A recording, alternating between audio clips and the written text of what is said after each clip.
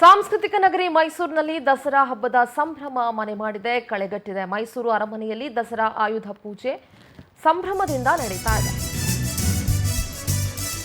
ದಸರಾ ಅಂದ ತಕ್ಷಣ ಸಾಂಸ್ಕೃತಿಕ ನಗರಿ ಮೈಸೂರು ಮಧುವಣಗಿತ್ತಿಯಂತೆ ತಯಾರಾಗ್ಬಿಡುತ್ತೆ. ಮೈಸೂರಿನ ಅರಮನೆಯಲ್ಲಿ ದಸರಾ ಆಯುಧ ಪೂಜೆ ನೆರವೇರ್ತಾ ಇದೆ. ಪೂಜೆಯನ್ನ ಯದುವೀರ್ ಒಡೆಯರ್ ಅವರು ನೆರವೇರಿಸ್ತಾರೆ.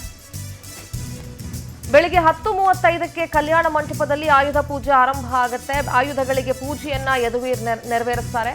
ಆಯುಧಗಳನ್ನ ಅರಮನೆಯಿಂದ ಹೊರಗಡೆ ತಗೊಂಡು ಬರಲಾಗುತ್ತೆ. ಹೊರಗಡೆ ತಂದು ಇವತ್ತು ಪೂಜೆಯನ್ನ ಮಾಡಲಾಗುತ್ತೆ.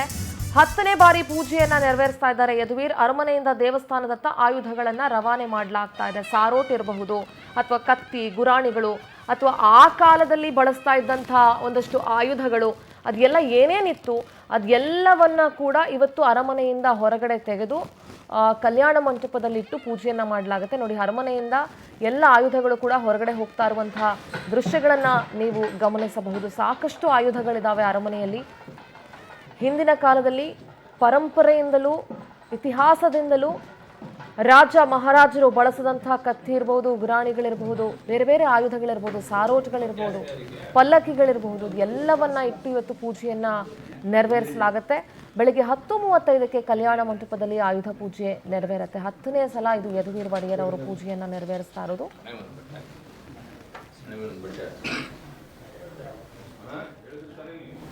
ಪ್ರತಿ ವರ್ಷ ಆಯುಧ ಪೂಜೆ ಎಂದು ಅರಮನೆಯೊಳಗಿನ ಆಯುಧಗಳನ್ನ ಹೊರಗಡೆ ತೆಗೆದು ಪೂಜೆಯನ್ನ ನೆರವೇರಿಸಲಾಗುತ್ತೆ. ಅದಕ್ಕೆ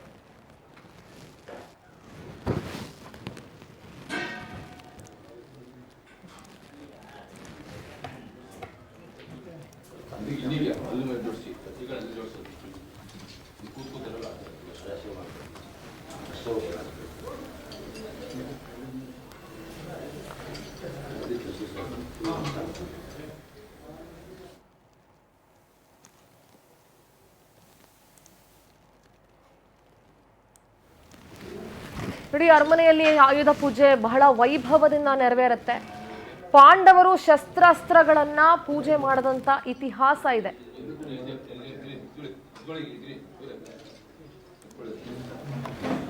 ಪಾಂಡವರು ಶಸ್ತ್ರಾಸ್ತ್ರಗಳನ್ನ ಪೂಜಿಸಿದಂತ ಇತಿಹಾಸದಿಂದ ಆಯುಧ ಪೂಜೆ ಪ್ರಾರಂಭ ಆಯಿತು.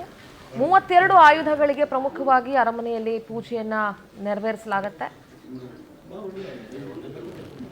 ನೋಡಿ, ಇದಕ್ಕೆ ಈ ಆಯುಧ ಪೂಜೆ ಯಾಕೆ ಬಂತು ಅನ್ನೋದಕ್ಕೆ ಒಂದು ಇತಿಹಾಸ ಇದೆ. ಈ ಹಿಂದೆ ಪಾಂಡವರು 14 ವರ್ಷ ವನವಾಸಕ್ಕೆ ಅಂತ ಹೋಗಿ 1 ವರ್ಷ ಅಜ್ಞಾತವಾಸ ಮಾಡಬೇಕಾದಂಥ ಪರಿಸ್ಥಿತಿ ಬಂದಾಗ ಎಲ್ಲರೂ ವನವಾಸಕ್ಕೆ ಅಂತ ಹೊರಟು ಬಿಡ್ತಾರೆ. ವನವಾಸ ಮುಗಿಸ್ಕೊಂಡು ಅಜ್ಞಾತವಾಸದ ಸಂದರ್ಭದಲ್ಲಿ ತಮ್ಮ ಬಳಿ ಇದ್ದಂಥ ಶಸ್ತ್ರಾಸ್ತ್ರಗಳನ್ನ ಪಾಂಡವರು ಬನ್ನಿ ಮರದಲ್ಲಿ ಮುಚ್ಚಿಟ್ಟು ವಿರಾಟರಾಯನ ಆಸ್ಥಾನದಲ್ಲಿ ವಾಸ ಮಾಡ್ತಾ ಇರ್ತಾರೆ. ಯಾರಿಗೂ ಗೊತ್ತಾಗಬಾರ್ದು, ಯಾಕಂದ್ರೆ ಅಜ್ಞಾತವಾಸ ಅದು ಅಂತ ಹೇಳಿ. ಈ ವರ್ತಮಾನವನ್ನ ತಿಳ್ಕೊಂಡಂತ ಕೌರವರು ವಿರಾಟನ ಗೋವುಗಳು ಎಲ್ಲವನ್ನ ವಶಪಡಿಸಿಕೊಂಡು ಈ ಸಂದರ್ಭದಲ್ಲಿ ಯುದ್ಧ ಮಾಡೋದಕ್ಕೆ ಪಾಂಡವರು ಅಡಗಿಸಿಟ್ಟಂತ ಶಸ್ತ್ರಾಸ್ತ್ರಗಳನ್ನ ತೆಗೆದುಕೊಳ್ಳೋದಕ್ಕೆ ಮುಂದಾಗ್ತಾರೆ. ಆವಾಗಿನಿಂದ ಕೂಡ ಆಯುಧ ಪೂಜೆಯನ್ನ ಮಾಡಲಾಗುತ್ತೆ. ಈ ಆಯುಧ ಪೂಜೆಗೂ ಒಂದು ಇತಿಹಾಸ ಇದೆ.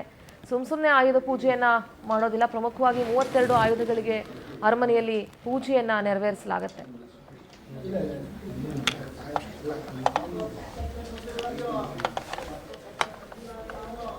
ನೋಡಿ, ರಾಜ ಪರಂಪರೆಯಲ್ಲಿ ಪಲ್ಲಕ್ಕಿ ಆಯುಧಗಳನ್ನ ಇಟ್ಟು ಪಲ್ಲಕ್ಕಿ ಒಳಗಡೆ ರಾಜ ಪರಂಪರೆಯಲ್ಲಿ ಆಯುಧ ಪೂಜೆ ಮಾಡಲಿಕ್ಕೆ ಒಂದು ವಿಧಾನ ಇದೆ. ಪಲ್ಲಕ್ಕಿಯ ಒಳಗಡೆ ಆಯುಧಗಳನ್ನ ಇಟ್ಟು ಪಟ್ಟದಾನೆ, ಪಟ್ಟದ ಹಸು ಜೊತೆಗೆ ಮಂಗಳವಾದ್ಯಗಳ ಮೂಲಕ ಆಯುಧಗಳನ್ನ ಕಲ್ಯಾಣ ಮಂಟಪಕ್ಕೆ ತೆಗೆದುಕೊಂಡು ಬಂದು ಅಲ್ಲಿ ಇಡಲಾಗತ್ತೆ. ಅಲ್ಲಿ ಪೂಜೆಯನ್ನ ನೆರವೇರಿಸಲಾಗತ್ತೆ. ಈಗ ಆಲ್ರೆಡಿ ಅಲ್ಲಿ ಆ ಪ್ರಕ್ರಿಯೆ ಆರಂಭ ಆಗಿದೆ. ಅರಮನೆಯ ಪೂರ್ವಜರು ಬಳಸ್ತಿದ್ದಂಥ ಆಯುಧಗಳನ್ನ ಸ್ವಚ್ಛಗೊಳಿಸಿ ಅವುಗಳನ್ನ ಮಂಗಳವಾದ್ಯಗಳೊಂದಿಗೆ ಅರಮನೆಗೆ ತೆಗೆದುಕೊಂಡು ಹೋಗಿ ಅಲ್ಲಿ ಪೂಜೆಯನ್ನ ಮಾಡಲಾಗುತ್ತೆ. ಬೆಳಗ್ಗೆಯಿಂದನೇ ಸಾಂಪ್ರದಾಯಿಕ ಧಾರ್ಮಿಕ ಕಾರ್ಯಕ್ರಮಗಳು, ಆಚಾರಗಳು ಎಲ್ಲವೂ ಕೂಡ ಆರಂಭ ಆಗುತ್ತೆ. ರಾಜ ಪರಂಪರೆಯಂತೆ ನೀವೇನು ಪಲ್ಲಕ್ಕಿ ನೋಡ್ತಾ ಇದ್ದೀರಿ, ಆ ಪಲ್ಲಕ್ಕಿಯ ಒಳಗಡೆ ಆಯುಧಗಳನ್ನ ಇಟ್ಟು ಪೂಜೆಯನ್ನ ಮಾಡುವಂಥದ್ದು ಸಂಪ್ರದಾಯ. ಇತಿಹಾಸದಿಂದಲೂ ಅದೇ ರೀತಿ ನಡ್ಕೊಂಡು ಬಂದಿದೆ. ಪಟ್ಟದಾನೆ, ಪಟ್ಟದ ಹಸು, ಪಟ್ಟದ ಕುದುರೆ ಅಂದ್ರೆ ಅರಮನೆಯ ಆನೆ, ಅರಮನೆಗೆ ಸಂಬಂಧಪಟ್ಟಂತಹ ಹಸು, ಕುದುರೆಗಳಿಗೂ ಕೂಡ ಇಲ್ಲಿ ಪೂಜೆಯನ್ನ ನೆರವೇರಿಸಲಾಗುತ್ತೆ. ಇಲ್ಲಿ ಒಂದು ವಿಧಿವಿಧಾನ ಇದೆ. ಇವತ್ತು ಚಂಡಿಕಾ ಹೋಮದ ಪೂರ್ಣಾಹುತಿ ಕೂಡ ಆಗತ್ತೆ. ಮತ್ತೆ ಕಂಕಣವನ್ನ ಧರಿಸಿರ್ತಾರಲ್ಲ ಮಹಾರಾಜ ಯದುವೀರ್ ಕೃಷ್ಣದತ್ತ ಚಾಮರಾಜ ಒಡೆಯರ್ ಅವರು, ಆ ಕಂಕಣ ವಿಸರ್ಜನೆ ಕೂಡ ಇವತ್ತು ಆಗತ್ತೆ.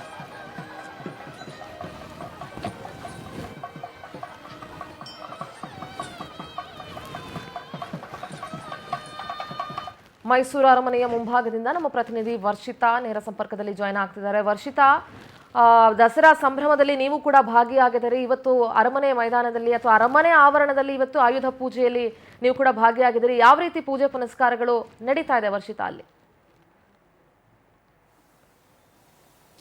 ಎಸ್ ಸಿಂಧೂರ, ಇಷ್ಟು ದಿನದವರೆಗೂ ಕೂಡ ನವರಾತ್ರಿಯ ವೈಭವನ್ನ ನಾವೆಲ್ಲರೂ ಕೂಡ ಕಣ್ತುಂಬಿಸ್ಕೊಳ್ತಾ ಇದ್ವಿ. ಅದರಲ್ಲೂ ಇವತ್ತು ಕೊನೆ ದಿನ ಆಗಿರುವಂತಹ ಕಾರಣಕ್ಕೆ ಆಯುಧ ಪೂಜೆಗೂ ಕೂಡ ಈಗಾಗಲೇ ಎಲ್ಲ ಸಿದ್ಧತೆಗಳನ್ನ ಮಾಡಿಕೊಂಡು, ಜೊತೆಗೆ ಪಟ್ಟದಾನೆ, ಪಟ್ಟದ ಕುದುರೆ, ಜೊತೆಗೆ ಪಟ್ಟದ ಹಸು, ಪಲ್ಲಕ್ಕಿಯ ಜೊತೆಗೆ ಇದೀಗ ಏನು ಪೂಜೆಗೂ ಕೂಡ ಹೋಗುವಂತಹದ್ದಕ್ಕೆ ಸಕಲ ಸಿದ್ಧತೆಗಳನ್ನ ಕೂಡ ಮಾಡ್ಕೊಂಡಿರುವಂತದ್ದು. ಒಂದು ಕಡೆಯಾಗಿ ಪುರಾತನ ಕಾಲದಿಂದಲೂ ಕೂಡ ಸಾಕಷ್ಟು ಸಂಪ್ರದಾಯವನ್ನ ರಾಜ ವಂಶಸ್ಥರು ಆಚರಣೆ ಮಾಡ್ಕೊಂಡು ಬಂದಿದ್ದಾರೆ. ಅದರಲ್ಲೂ ಪ್ರಮುಖವಾಗಿರುವಂತದ್ದು ಈ ಒಂದು ಆಯುಧ ಪೂಜೆ. ಹಾಗಾಗಿ ಆಯುಧ ಪೂಜೆಯಲ್ಲಿ ಒಂದಷ್ಟು ಹೋಮಗಳಾಗಿರ್ಬೋದು, ಅದ್ರ ಜೊತೆಗೆ ಆಯುಧಗಳಿಗೆ ಪೂಜೆಗಳಾಗಿರ್ಬೋದು, ಇದೆಲ್ಲವನ್ನ ಕೂಡ ಯದುವೀರ್ ಒಡೆಯರವರು ಇವತ್ತು ಮಾಡ್ಲಿಕ್ಕಿದ್ದಾರೆ.